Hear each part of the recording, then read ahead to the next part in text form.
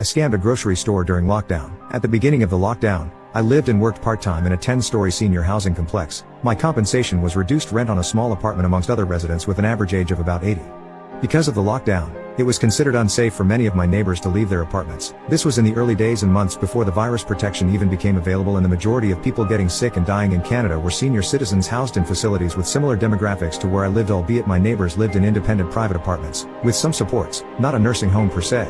I also worked the night shift from 12 to 7:30 a.m. in a neighboring town on the lockdown's front lines at a detox and addiction facility. So I'd leave for work a little after 11 p.m. and get home at about 8 o'clock each morning. I'd offer to pick up groceries for a few neighbors I knew personally, as one local grocery store restricted access, strictly enforced masking, distancing, and enforced an even lower number of customers until 9 o'clock, which was a time designated specifically for seniors and persons with a disability.